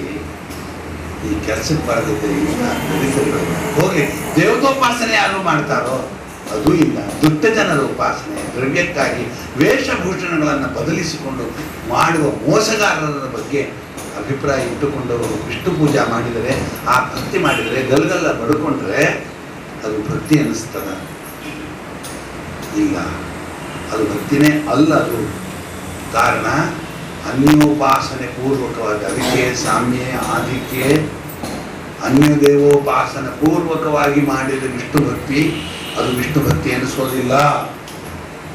ಕೇವಲ ಅನ್ಯಯ ಭಕ್ತಿಯಾತು ಅನನ್ಯಯ ಲಭ್ಯ ಅಹಮೇವಂ ವಿಧೋ ಅರ್ಜುನ. ಕೃಷ್ಣ ಪರಮಾತ್ಮ ಅರ್ಜುನಿಗೆ ಹೇಳೋ ಕಾಲಕ್ಕೆ ಒಂದು ಮಾತು ಹೇಳಿದ, ಯಾರೂ ಎಲ್ಲರೂ ನೆನಪಿಟ್ಟುಕೋಬೇಕು. ಭಕ್ತ್ಯಾತ್ ಅಹಂ ಲಭ್ಯ ಅಂತ ಹೇಳಿ ನಿಲ್ಲಿಸಲಿಲ್ಲ ದೇವರು. ಏನಂತ ಹೇಳಿದ? ಅಹಂ ಅನನ್ಯಯ ಭಕ್ತಿಯ ಲಭ್ಯ. ಅನ್ಯದಲ್ಲಿ ಭಕ್ತಿ ಮಾಡದೆ ನನ್ನಲ್ಲಿ ಮಾಡಿದ ಭಕ್ತಿ ಮಾತ್ರದಿಂದಲೇ ಲಭ್ಯ. ಒಂದು ದೇವರು ನಾವು ಅವರಲ್ಲೂ ಭಕ್ತಿ ಮಾಡಿದೆ, ಇವರಲ್ಲೂ ಭಕ್ತಿ ಮಾಡಿದೆ. ಪರಮಾತ್ಮನನ್ನ ಅನ್ಯರ ಸಮಾನವೆಂದು ಭಾವಿಸಿದೆ. ಇಲ್ಲಿ ಆರಂಭದಲ್ಲೇ ಬಂದಿರೋದು ಅದೇನೆ. ರುದ್ರ, ಬ್ರಹ್ಮ, ನಾರಾಯಣ ದೇವರು ಈ ಮೂರು ಅಭಿನ್ನರಂತಲೋ ಸಮಾನರಂತಲೋ ಬರುವ ಪ್ರಸಂಗವನ್ನು ನಿವಾರಣೆ ಮಾಡುವ ದ್ವಾರಾನೇ ಆಚಾರ್ಯರು ಚತುರ್ಥ ಸ್ಕಂದ ಆರಂಭ ಮಾಡ್ತಾರೆ. ಲೋಕದಲ್ಲಿ ಬಹುಪ್ರತಿ ಇದೆ. ತ್ರಿಮೂರ್ತಿಗಳು ಅಭಿನ್ನರಿ, ತ್ರಿಮೂರ್ತಿಗಳಿಗೆ ಐಕ್ಯ ಇದ್ದರೆ ಅವರು 3 ಜನ ಸಮಾನರೇ. ಹಿಂಗೆ ಲೋಕದಲ್ಲೆಲ್ಲ ಈ ರೀತಿ ವಿಷ್ಣು ಭಕ್ತಿಯನ್ನ ಮಾಡಿದ್ದೇ ಆದರೆ ನೀವು ಹೋಗಿ ಕೇಳ್ರಿ, ದತ್ತನ ಪೂಜೆ ಎಷ್ಟು ಜನ ಮಾಡ್ತಾರೆ? ದತ್ತನ ಗುಡಿ ಬೀದಿ ಬೀದಿಗೆ ಸ್ಥಾಪಿತವಾಗಿಲ್ಲ. ಅವರಿಗೆ ಬೇರೆ ಮಾರ್ಗ ಇಲ್ಲ. ರಾಯ ಸ್ಥಾಪನೆ ಮಾಡೋಂಗಿಲ್ಲ, ಓದ್ನ ಸ್ಥಾಪನೆ ಮಾಡೋಂಗಿಲ್ಲ. ನೋಡಿದ್ರು ದತ್ತ ಗುರುದತ್ತ ಗುರುದತ್ತ ಅಂತ ಹೇಳಿ ಅವ್ರನ್ನ ಸ್ಥಾಪನೆ ಮಾಡ್ಕೊಳ್ತಾರೆ. ಮುಂದೆ ನಾಯಿ ನಿಲ್ಲಿಸ್ತಾರೋ, ಕತ್ತೆ ನಿಲ್ಲಿಸ್ತಾರೋ, ಏನು ನಿಲ್ಲಿಸ್ಕೊಳ್ತಾರೆ, ಪೂಜೆ ಅಂತೂ ಮಾಡ್ತಾರೆ. ಆಗ ಬಹುಜನರು ದತ್ತನ ಗುಡಿಗೆ ಅಂತ ಹೇಳಿ ಹೋಗ್ತಾರೆ, ದೇವಸ್ಥಾನಕ್ಕೆ ಒಂದು ಇನ್ಕಮ್ ಬರ್ತದೆ. ಆ ದತ್ತ ಎಂದರೆ ಏನು ತಿಳ್ಕೊಂಡಿದ್ರು? ಅಲ್ಲಲ್ಲ, ವಿಷ್ಣು ಅದು ಲಾಭದ ಉದ್ದೇಶದಿಂದ ಸಾಕ್ಷಾತ್ ಶ್ರೀಹರಿಯನ್ನು ಪೂಜೆ ಮಾಡಿದರೂ ನಿಮ್ಗೇನು ಉಪಯೋಗ ಆಗುದಿಲ್ಲ. ರಾಯರ ಸ್ಥಾಪನೆ ಮಾಡಿದರೂ ಉಪಯೋಗ ಆಗುದಿಲ್ಲ. ಎಲ್ಲವೂ ವ್ಯರ್ಥ ಅನಿಸ್ತದೆ, ನಾನಾ ವಿಧ ಅನರ್ಥನೂ ಆಗ್ತದೆ. ನಾನು ಹೇಳೋದು, ವಿಷ್ಣು ಸ್ಥಾಪನೆಯನ್ನು ಮಾಡಿ ಏನಂತ ನೀವು ಅನುಸಂಧಾನ ಮಾಡಿದ್ದೀರಿ ಅದಾದರೂ ಅದು ಬೇಕು ಮುಖ್ಯ. ದ್ರವ್ಯದ ಉದ್ದೇಶ ಒಂದು ಕೆಟ್ಟದು. ಇನ್ನೊಂದು, ಆ ಭಗವಂತನನ್ನು ಕುರಿತು ಮಾಡುವ ಉಪಾಸನೆ ಎಂಥದ್ದು ಅಂದರೆ ದತ್ತ, ಸೋಮ, ಮತ್ತು ದುರ್ವಾಸ 3 ಜನ ತ್ರಿಮೂರ್ತಿಗಳ ಅವತಾರ, ಇವರಿಬ್ಬರು 3 ಜನ ಭಿನ್ನರು, 3 ಜನ ಏಕರೂಪರು ಅಂತಲೇ ತಿಳ್ಕೊಂಡು ಉಪವಾಸ ಮಾಡ್ತಾರೆ. 3 ತಲೆ ಹಾಕ್ತಾನಲ್ಲಿ. ಯಾರಿಗೆ? ದತ್ತಂಗೆ. ಒಂದು ರುದ್ರದೇವರ ತಲೆ, ಇನ್ನೊಂದು ಚಂದ್ರನಂತೆ ಇರ್ತದೆ ತಲೆ, ಇನ್ನೊಂದು ವಿಷ್ಣುವಿನ ತಲೆ ಹಾಕೊಂಡು ತಲೆ 3 ಶರೀರ 1 ಹಿಂಗೆ ಏನೇನೋ ಆ ರೂಪ ಸೃಷ್ಟಿ. ಹೀಗೆ ರೂಪಾಸನೆಗಳನ್ನು ಮಾಡಿದರೆ ಅದು ವಿಷ್ಣು ಭಕ್ತಿ ಎನಿಸೋದೇ ಇಲ್ಲ. ವಿಷ್ಣು ಭಕ್ತಿಗೆ ಬೇಕಾದ ಪದ್ಧತಿನೇ ಬೇರೆ ಇದೆ. ಆ ಭಾಗವತ ಧರ್ಮ ಹೀಗಿರಬೇಕು. ಅವರು ಇಂಥ ಅನುಷ್ಠಾನವನ್ನು ಮಾಡಬೇಕು, ಪರಮಾತ್ಮನ ಬಗ್ಗೆ ಇಂಥ ತತ್ವಜ್ಞಾನ ಪಡೆಯಬೇಕು ಎಂಬುದಕ್ಕೋಸ್ಕರವಾಗಿ ನಾವು ಭಾಗವತವನ್ನು ಶುಕಾಚಾರ್ಯರಿಗೆ ವೇದಿರಾಜರು ರಚನೆ ಮಾಡಿಕೊಟ್ಟು, ಸಾಕ್ಷಾತ್ ನಾರಾಯಣ ದೇವರು ಬ್ರಹ್ಮದೇವರಿಗೆ ಉಪದೇಶ ಮಾಡಿದರು. ಆ ಬ್ರಹ್ಮದೇವರು ನಾರದರಿಗೆ, ನಾರದರು ವೇದಿರಾಜರಿಗೆ, ವೇದಿರಾಜದೇವರು ಶುಕಾಚಾರ್ಯರಿಗೆ, ಶುಕಾಚಾರ್ಯರು ಪರೀಕ್ಷಿತ್ ರಾಜರಿಗೆ ಮತ್ತು ಸೂತರಿಗೆ, ಸೂತರು ಶೌನಕರಿಗೆ, ಹೀಗೆ ಬಂದಿರತಕ್ಕಂತಹ ಪದ್ಧತಿ ವಿಶೇಷ ಎಂಬುದನ್ನು ನಿರೂಪಣೆ ಮಾಡಿ, ಆ ಕ್ರಮದಲ್ಲಿ ಬಂದ ಶುಕಾಚಾರ್ಯರ ಭಾಗವತ ಹೇಗೆ ಆರಂಭವಾಯಿತು ಎಂಬುದನ್ನು ಪ್ರಶ್ನೆ ಮಾಡಿದಾಗ ಆಗ ಪರೀಕ್ಷಿತ್ ರಾಜನ ಪೂರ್ವಕಥ ಮತ್ತು ಧರ್ಮರಾಜರು ಹೇಗಿತ್ತು, ಏನೇನು ಮಾಡಿದರು ಇತ್ಯಾದಿ ವಿಷಯಗಳನ್ನು ನಿರೂಪಣೆ ಮಾಡಿ, ಆಗ ಪರೀಕ್ಷಿತ್ ರಾಜರ ಅವತಾರ ಕಥಾ, ಪರೀಕ್ಷಿತ್ ರಾಜರಿಗೆ ಬಂದಿರತಕ್ಕ ಒಂದು ದೊಡ್ಡ ಆಪತ್ತು, ದೇವರವರಿಗೆ ಕೊಟ್ಟಿರತಕ್ಕ ಒಂದು ವಿಚಾರ, ತನ್ನಿಮಿತ್ತವಾಗಿ ಅವರಿಗೆ ಒಂದು ಶಾಪಪೂರಿತವಾಗಿ ಪ್ರಾಯೋಪವೇಶ ಕೂತಿದ್ದಂತಹ ಕಾಲದಲ್ಲಿ ಸಮಸ್ತ ಋಷಿಗಳ ಸಮಾಗಮ, ಅವರ ದೈವಧರ್ಮ, ದೇವರು ನಮ್ಮನ್ನು ಪ್ರತ್ಯೇಕವಾಗಿ ಗಮನಿಸ್ತಾನೆ. ಇದೊಂದು ನಾವು ಲಕ್ಷ್ಯದಲ್ಲಿ ಇಟ್ಕೊಳ್ಬೇಕು. ಪರೀಕ್ಷಿತ್ ರಾಜನ ದೃಷ್ಟಾಂತ ಇಟ್ಕೊಳ್ಬೇಕು. ಯದ್ಯಪಿ ಪರೀಕ್ಷಿತ್ ರಾಜ ಬಹಳ ಉತ್ತಮ ಅಧಿಕಾರಿ, ಆದರೂ ಭಗವಂತನ ದೃಷ್ಟಿಯಲ್ಲಿ ಉಳಿದವರು ದೊಡ್ಡ ದೊಡ್ಡ ಜ್ಞಾನಿಗಳು, ಋಷಿಗಳು ಮೊದಲಾದವರ ಲೆಕ್ಕದಲ್ಲಿ ಪರೀಕ್ಷಿತ್ ರಾಜ ಏನು ಮಾತ್ರ. ಆದರೆ ಆ ಪರೀಕ್ಷಿತ್ ರಾಜನ ಪ್ರತ್ಯೇಕವಾಗಿ ಪರಮಾತ್ಮ ಗಮನಿಸಿಕೊಂಡ. ಏನು ಮಾಡಿದ? ಶಾಪಗ್ರಸ್ತನಾದದ್ದೇ ತಡ, ಪ್ರಾಯೋಪವೇಶಕ್ಕೆ ಕೂತಿದ್ದೇ ತಡ. ಭಗವಂತ ಸಮಗ್ರ ದೇವತೆಗಳ ಆ ಒಂದು ಸನ್ನಿಧಾನವನ್ನು ಅಲ್ಲಿ ಇರಿಸಿದ. ಎಲ್ಲ ಋಷಿಗಳನ್ನು ವಶಿಷ್ಠ, ವಿಶ್ವಾಮಿತ್ರ, ಯಾವತ್ ಮಹಾಮಹಾಋಷಿಗಳು ಯಾವರ ದರ್ಶನ ಮಾತ್ರೇಣ ಭುವನಂ ಪುನಾನ, ಅವರನ್ನು ನೋಡಿದರೆ ಸಾಕು 3 ಜನ್ಮದ ಪಾಪ ಪರಿಹಾರ ಹೋಗ್ತಾ ಅಂತಹ ದಿವ್ಯ ಜ್ಞಾನಿಗಳವರೆಲ್ಲ. ಅವರನ್ನೆಲ್ಲರನ್ನ ಕ್ರೋಢೀಕರಿಸಿ ಸಂಗ್ರಹಿಸಿ ಪರೀಕ್ಷಿತ್ ರಾಜರ ಮನೆಗೆ ಅವರನ್ನೇ ಕಳಿಸಿ ಹೋಗಲಿ. ಯಾರು ಬರ್ತಾರಲಿ ನಮ್ಮ ಮನೆಗೆ, ಪ್ರಯತ್ನ ಮಾಡ್ರಿ ನೀವು ಒಬ್ಬ ಬ್ರಾಹ್ಮಣನ ನಿಮ್ಮ ಮನೆಗೆ ಕರೆಸ್ಕೊಂಡು ಕೂಡಿಸ್ಕೊಳ್ಳಿಕ್ಕೆ. ಸಾತ್ವಿಕರಂತೂ ಮೊದಲು ಕಾಲಿಡೋದಿಲ್ಲ, ಬೇಡ ಅಂತಾನೆ, ಬರೋದಿಲ್ಲ ಅಂತ. ಇನ್ಯಾವಾಗಲ ಬರೋಣ ಅಂದ್ಬಿಡ್ತಾರೆ. ಸಾತ್ವಿಕರು ದೊರಕೋದೇ ಕಷ್ಟ, ದೊರಕಿದವರು ಬರೋದು ಕಷ್ಟ. ಅಂಥದ್ದು ವಿಶಿಷ್ಟ ವಿಶ್ವಾಮಿತ್ರ, ಅಕ್ಷಿಷೇಣ, ದೇವರ ಮೊದಲಾದಂಥ ಅತ್ರಿ, ಅಂಗಿರಸು, ಪುಲಸ್ತ್ಯ, ಕೃತು ಮೊದಲಾದ ಸಮಗ್ರ ಋಷಿಗಳು ಅಲ್ಲಿಗೆ ಎದುರಿಚ್ಛಯ ಬರಲಿಲ್ಲ. ಪರಮಾತ್ಮ ಇಚ್ಛಾಧ್ಯಾಯ ಬರ್ರಿ ಎಲ್ಲರಿಗೂ ಅರ್ಘ್ಯಪಾದ್ಯಾದಿಗಳನ್ನು ಪೂಜೆ ಮಾಡಿದ ಪರೀಕ್ಷಿತ್ ರಾಜ ಏನು ಭಾಗ್ಯವಂತರೇ. ಒಂದು ಕಡೆ ಅಂತೂ ಅಂತಾರೆ, ಪರೀಕ್ಷಿತ್ ರಾಜನಿಗೆ ಭಾಗವತದಿಂದ ಮೋಕ್ಷ ಆಯ್ತೋ ಹೇಗೆ? ಇಲ್ಲ, ಭಾಗವತರಿಂದ ಮೋಕ್ಷ ಆಯ್ತು. ಪರೀಕ್ಷಿತ್ ರಾಜ ಭಾಗವತದಿಂದ ಮೋಕ್ಷ ಆಗಲಿಲ್ಲ, ಭಾಗವತದಿಂದ ಮೋಕ್ಷ. ಯಾಕ? ಎಂತೆಂಥ ಭಾಗವತರಿಗೆ ಇಷ್ಟು ಭಾಗವತ ಧರ್ಮವನ್ನ ಮೊದಲಿಂದಲೇ ಅನುಷ್ಠಾನ, ಜೀವನ ಶರೀರವನ್ನೇ ಆ ರೀತಿ ಮಾಡಿಕೊಂಡು ಬಂದಿರ್ತಕ್ಕ ಜ್ಞಾನಿಗಳವರು, ಅವರೆಲ್ಲರ ಆಶೀರ್ವಾದ ಇನ್ನೇನು ಫಲ ಕೊಟ್ಟಿದ್ರಿ ಅವರಿಗೆ? ಇವನು ಮಾಡಿದ ಧ್ಯಾನ ಯಾವ ಲೆಕ್ಕರಿ ಅದು? ಇವನಿಗೆ ಆದ ಉಪದೇಶ ಅದು ಎಂಥದ್ರಿ ಅದು? ಆ ಜ್ಞಾನಿಗಳ ಅನುಗ್ರಹ ಅವರೆಲ್ಲ ನಿಂತು ಶ್ರೀಮದ್ ಭಾಗವತ ಶ್ರವಣದ ಶುಕಾಚಾರ್ಯರ ಮುಖದಿಂದ ಬರ್ತದೆ. ಸಾಕ್ಷಾತ್ ಮನೋಭಿಮಾನಿ ರುದ್ರಾಂಶ ಸಂಭೂತರು, ಸಾಕ್ಷಾತ್ ವಾಯುದೇವರ ಆವೇಶದಿಂದ ಯುಕ್ತರಾದವರು, ವೇದವ್ಯಾಸ ದೇವರ ಔರಸ ಪುತ್ರರು, ವೈರಾಗ್ಯದ ಮೂರ್ತಿಗಳು ನಮ್ಮ ಶುಕಾಚಾರ್ಯ. ಇವರ ಬಾಯಿಂದ ಭಾಗವತ ಕೇಳಬೇಕು, ನಮ್ಮ ತತ್ವಜ್ಞಾನವನ್ನು ದೃಢಪಡಿಸಿಕೊಳ್ಬೇಕು ಎಂಬುವ ದೃಷ್ಟಿಯಿಂದ ಆ 100 ಜನರನ್ನು, 1000 ಜನರನ್ನು ತಮ್ಮ ಶಿಷ್ಯ ಸಮೇತವಾಗಿ ಕರ್ಕೊಂಡು ಬಂದಿದ್ದಾರೆ. ಬಂದು ನಮ್ಮ ಹತ್ರ ಪಾಠ ಓದಿದ ವಿದ್ಯಾರ್ಥಿಗೆ ಸಾರ್ಥಕ್ಕೆ ತಂದು ಕೊಡ್ತೇವೆ ಬಂದು ಅಂತ ಸರ್ವೇ ಪುನಃ ಶಿಷ್ಯರ ಸಮೇತವಾಗಿ ಬಂದು ಅಲ್ಲಿ ಪರೀಕ್ಷಿತ್ ರಾಜನ ಪೂಜೆ ಮಾಡಿದರೆ ಸ್ವೀಕರಿಸಿದರಂತೆ, ಸಂತೋಷಿಸಿದರು. ಸ್ವಾಮಿ ನನಗೆ ಉಪದೇಶ ಮಾಡಿದ್ರೆ ಏನಾದರೂ ನನ್ನ ಕರ್ತವ್ಯವನ್ನು ಹೇಳ್ರಿ. ಮೂರ್ಷು ಆಗಿದ್ದೀನಿ. ಮೂರ್ಷು ಅಂದರೆ ಮರಣದ ಅಭಿಮುಖನಾದವನಾಗಿದ್ದೀನಿ. ಮರಣ ಹೋಗ್ತಾ ಇದ್ದೀನಿ. ಮರಣನೇ ನೆಕ್ಸ್ಟ್ ನಂದು. ಅಂಥ ಸ್ಥಿತಿಯಲ್ಲಿ ಇದ್ದೀನಿ. ತಾವೇನಾದರೂ ನನಗೆ ನನ್ನ ಕರ್ತವ್ಯವನ್ನು ತಿಳಿಸ್ಕೊಡು. ನಾವು ನಮ್ಮ ಕರ್ತವ್ಯ ಮಾಡ್ತೀವಿ, ನಿಮ್ಮ ಕರ್ತವ್ಯ ತಿಳಿಸ್ಲಿಕ್ಕೆ ಬೇರೆಯವರು ಬರ್ತಾರೆ ಅನ್ನೋರೇ ಎಲ್ಲರೂ ಹೋಗಿ ತಮ್ಮ ತಮ್ಮ ಉಚಿತವಾದ ವ್ಯವಸ್ಥಿತವಾದ ಆಸನದಲ್ಲಿ ಕೂತ್ಕೊಂಡ್ಬಿಡ್ತೀವಿ. ಭಾಳ ಸಂತೋಷ ಆಗ್ತದೆ. ಪರೀಕ್ಷಿತ್ ರಾಜರು ಬೇಡಿಕೊಂಡರು, ನಿಮ್ಮ ಅನುಗ್ರಹ ಇರಬೇಕು. ಬ್ರಾಹ್ಮಣರನ್ನು ನಾನು ಅವಮಾನ ಮಾಡಿದ ಪ್ರಯುಕ್ತವಾಗಿ ಫಲ ನನಗೆ ಪ್ರಾಪ್ತ ಆಗಿದೆ. ಸ್ವಲ್ಪ ನೀವು ಆ ದೋಷವನ್ನು ಪರಿಹಾರ ಮಾಡುವುದು ಆಯ್ತು, ಅನುಗ್ರಹ ಮಾಡಿ ನೀವು ಬೇಡಿಕೊಂಡ. ಆಗ ಎದುರಿಚ್ಛೆಯ ಸಾಕ್ಷಾತ್ ನಮ್ಮ ಶುಕಾಚಾರ್ಯರು ಅಲ್ಲಿಗೆ ಬಂದು ಪರೀಕ್ಷಿತ್ ರಾಜನಿಗೆ ಉಪಚಾರವನ್ನು ಸ್ವೀಕರಿಸಿ ಅವನ ಅರ್ಘ್ಯಪಾದ್ಯಾದಿಗಳಿಂದ ಪೂಜೆ ಮಾಡಿದರೆ ಕೈ ಒಟ್ಟಿ ತಗೊಂಡ್ರಂತ ಅರ್ಥ. ಯಾರಿಗೂ ಕೈ ಒಡ್ಡದೇ ಇಲ್ಲ. ಅವರು ತಮ್ಮ ಸಿದ್ಧ ಸೀದಾ ಹೋಗ್ತಿರ್ತಾರೆ, ಏನಾದ್ರು ಕೊಟ್ಟರೆ ತಗೊಂಡ್ರೆ ಇಲ್ಲ ಅಂಥ ವಿರಕ್ತರು. ಕೈ ಒಡ್ಡಿ ಅರ್ಘ್ಯ ಸ್ವೀಕಾರ ಮಾಡಿದ್ರು. ಎರಡು ಪಾದಗಳನ್ನು ಮುಂದಿಟ್ಟು ಪರೀಕ್ಷಿತ್ ರಾಜ, ನೀನು ತೊಳಿತೀಯ, ಪಾದ್ಯ ಕೊಡ್ತೀಯ, ಕೊಡು. ಪರೀಕ್ಷಿತ್ ರಾಜರು ತಮ್ಮ ಪತ್ನಿ ಸಮೇತವಾಗಿ ನೀರು ಹಾಕಿಸಿ ಪಾದಪೂಜೆ ಮಾಡಿದರೆ ಸುಮ್ಮನೆ ನಿಂತಿದ್ರೆ ಎರಡು ಪಾದವನ್ನು ಒಡ್ಡಿ. ವಶಿಷ್ಠ ವಿಶ್ವಾಮಿತ್ರಗಳು ಮಾತಾಡಿಕೊಳ್ತಾರೆ. ಪರಾಪುರಾಣದಲ್ಲಿ ಕಥೆ ಬರ್ತದೆ. ವಶಿಷ್ಠಾದಿಗಳು ಋಷಿಗಳು ಮಾತಾಡಿಕೊಳ್ತಾರೆ. ಅಪ್ಪ ಏನ್ರಿ ಶುಕಾಚಾರ್ಯರು ನಮ್ಮನೆಗೆ ಬಂದಾಗ ಒಂದು ಪಾದಪೂಜೆ ಮಾಡ್ತೀನಿ ಅಂತ ಅವೆಲ್ಲ ಬೇಡ ಓದವು ಅಂತಂದವರು ಇವತ್ತು ಇವನ ಹತ್ರ ಪೂಜೆ ಮಾಡಿಸ್ಕೊಳ್ತಿದ್ದಾರೆ ಅಂತ ಮಾತಾಡ್ಕೊಳ್ತಾರೆ. ಯಾರೋ ನಾವು ಆಚಾರ್ಯಗಳು ಇದೇ ಕಷ್ಟ. ಅಲ್ಲಿ ಹೋದಾಗ ಪೂಜೆ ಮಾಡಿಸ್ಬೋದು, ಇಲ್ಲಿ ಹೋದಾಗ ಮಾಡಿಸ್ಬೋದಿಲ್ಲ ಅಂದರೆ ಏನೋ ಆಚಾರ್ಯಕ್ಕೆ ಜಾಸ್ತಿ ದುಡ್ಡು ಕೊಟ್ಟರೆ ಮಾತ್ರ ಬರ್ತಾರೆ ಹೀಗೆಲ್ಲ ಬುದ್ಧಿ ಬಂದ್ಬಿಡ್ತಾರೆ. ಹಂಗೆ ಮಾತಾಡ್ಕೊಂಡಂತ ನಮ್ಮನೆಗೆ ಬಂದಾಗ ಶುಕಾಚಾರ್ಯರು ಏನೂ ಸ್ವೀಕರಿಸಲಿಲ್ಲ. ಬರ್ರಿ ಅಂದರೂ ಒಳಗೆ ಬರಲಿಲ್ಲ. ಇಲ್ಲಿ ನೋಡಿದ್ರೆ ಏನ್ರಿ ಮನೆ ಒಳಗೆ ಬಂದರು. ಬಂದದ್ದಲ್ಲದೆ ಇವ್ರ ಗಂಡ ಹೆಂಡತಿ ಪೂಜೆ ಮಾಡಿದರೆ ಪೂಜಾ ಸ್ವೀಕಾರ ಮಾಡ್ತಾರೆ. ಏನು ಆಚಾರ್ಯ ಸ್ವೀಕಾರ ಮಾಡಿ ಆಸೀನ ಕೂತ್ಕೊಂಡ್ರಿ ಸ್ವಾಮಿ, ತಾವು ಇಲ್ಲಿ ಕೂಡಬೇಕು ಅಂತ ಆಸನ ತೋರಿಸಲಿಕ್ಕಿಂತ ಪೂರ್ವದಲ್ಲೇ ಉಚಿತವಾದ ಆಸನದಲ್ಲಿ ಕೂತ್ಕೊಂಡೇ ಬಿಟ್ರು.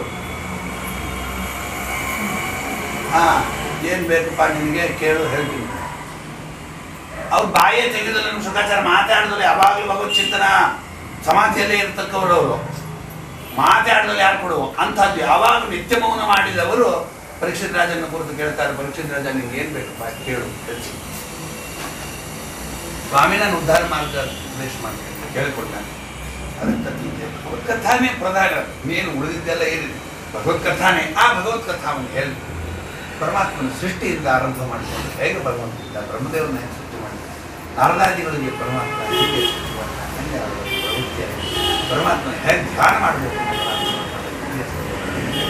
ನಿರೂಪಿಸಿ, ಆಮೇಲೆ ವಿದುರಮೇತ್ರೆಯರ ಸಂವಾದ ಮುಖವಾಗಿ ಪ್ರತಿಸ್ಕಂದ ಭಾಗದಲ್ಲಿ ಸ್ವಯಂಭವ ಹನುಮಂತರ, ಆ ಸ್ವಯಂಭವ ಹನುಮಂತರಕ್ಕೋಸ್ಕರವಾಗಿ ಆ ಸೃಷ್ಟಿಗೋದ ಭೂಮಿಯ ಅಪೇಕ್ಷಾ, ಆ ಭೂಮಿಯನ್ನು ತರಲಿಕ್ಕೋಸ್ಕರವಾಗಿ ವರಾಹದೇವರ ಒಂದು ಪ್ರಸಂಗ, ವರಾಹದೇವರ ಸೃಷ್ಟಿ, ಪರಮಾತ್ಮ ಸ್ವಯಂ ತಾನು ಅವತಾರ ಮಾಡಿದಂಥ ಕಥಾ ವಿಶೇಷ, ಆ ಹಿರಣ್ಯಾಕ್ಷನ ಸಂಹಾರ, ತತ್ಪ್ರಯುಕ್ತವಾಗಿ ಸ್ವಯಂಭೂಮನು ಶತರೂಪಾದೇವಿಯಲ್ಲಿ 5 ಅವತಾರ ಭೂಮಿಯನ್ನು ತಂದುಕೊಟ್ಟಿದ್ದ ನಿಮಿತ್ತವಾಗಿ ಅಲ್ಲಿ ಯಥಾ ಪ್ರಕಾರ ಆಕೂತಿಯನ್ನು ರುಚಿ ಎಂಬುವಂತಹ ಪ್ರಜಾಪತಿ ಬ್ರಹ್ಮದೇವರ ಮಕ್ಕಳು.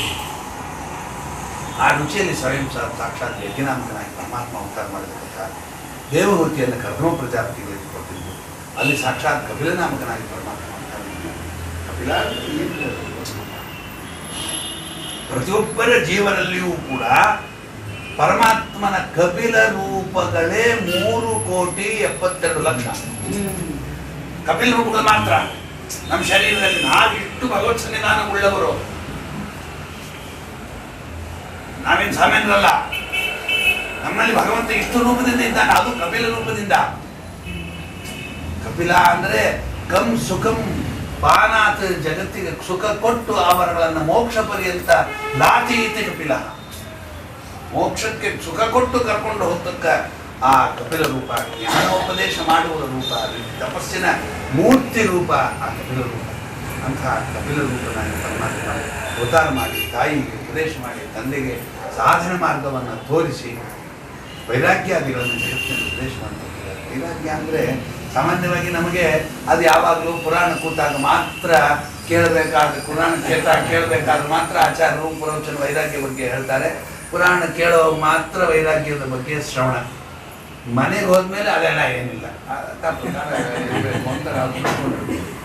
ಹಾಗಲ್ಲ ಅಂತಾರೆ. ಜೀವನ ಉತ್ಪತ್ತಿ ಕ್ರಮ ಎಷ್ಟು ಕಷ್ಟಪಟ್ಟು ಈ ಜೀವನ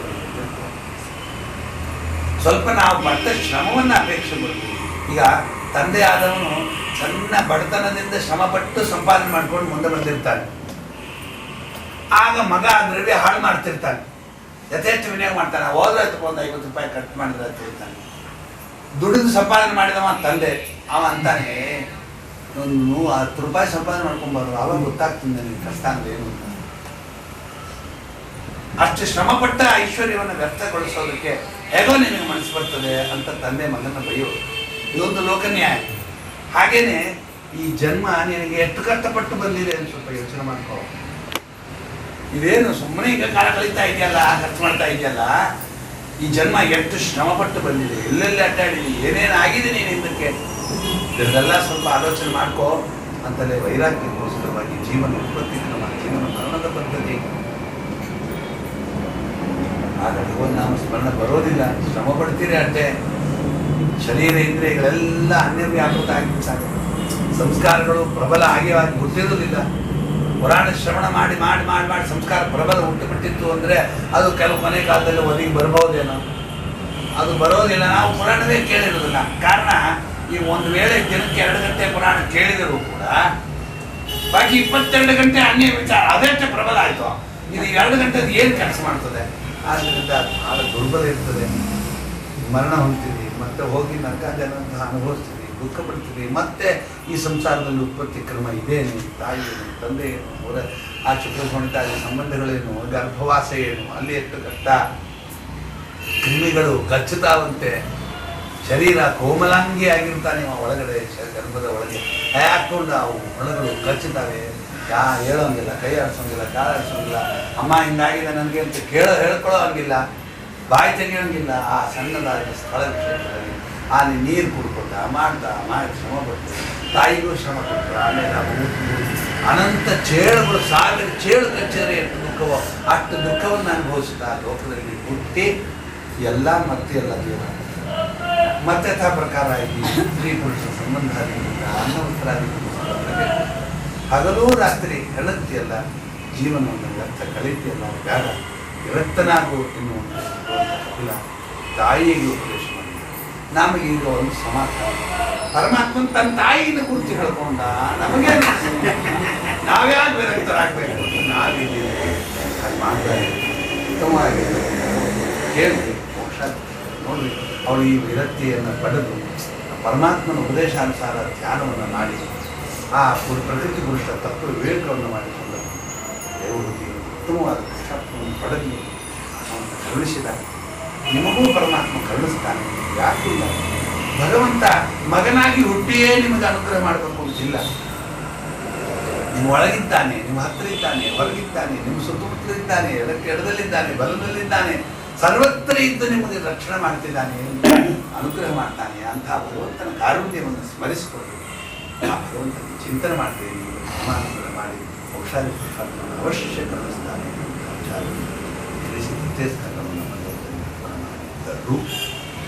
ಅದ್ಯಗತಾ ಪ್ರಾರಂಭ ಮೈತ್ರೇಯ ಉವಾಚ ಮನೋಸ್ತು ಶತರೂಪಾಯಾಂ ತಿಸ್ರ ಕನ್ಯಾಶ್ಚ ಜಗ್ಗಿರೆ ಆಕೂತಿರ್ದೇವಭೂತಿಶ್ಚ ಪ್ರಸೂತಿ ಶ್ರೀ ವಿಶ್ರುತಾಃ.